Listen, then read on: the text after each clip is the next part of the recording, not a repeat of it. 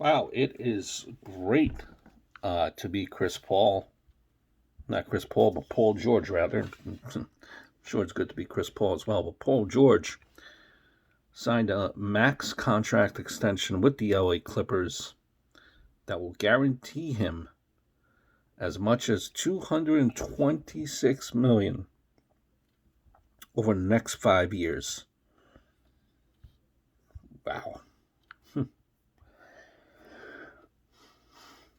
Now, listen, I've never been against any athlete earning a big payday. And the same goes for Paul George.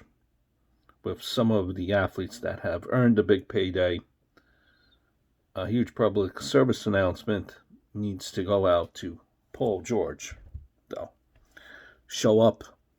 Now you have no more excuses. No more blame game towards coaching. No more hitting the side of the backboard in Game 7. He has to show up. He's been taken care of. He should be happy. And, I'll tell you why I feel this way. I mean, PG, Paul George is constantly overrated. But if you value him as a top 10 player or second best superstar, you got to pay him. A good move for right now. That being said, without a number one type of player that touches, or someone that shares that role, people are not going to see that he's worth it. It's just Russ all over again. Listen, and I know.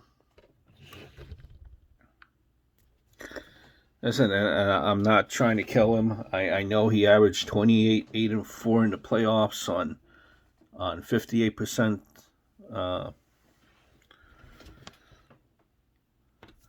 TS with Oklahoma City before the Clippers, which is good, especially because he was the number one guy and exclusively playing against teams that were better than his.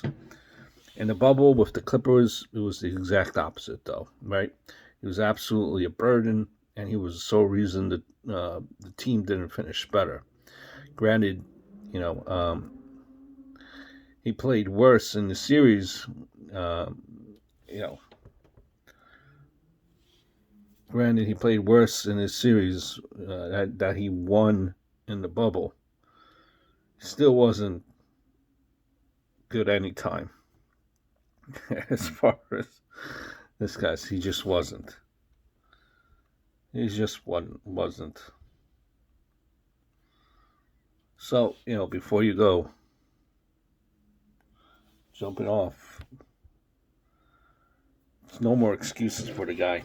He's gotten paid. Now you got to put up or shut up. That's what everyone's going to be expecting of you after signing that max extension. Hope all is well.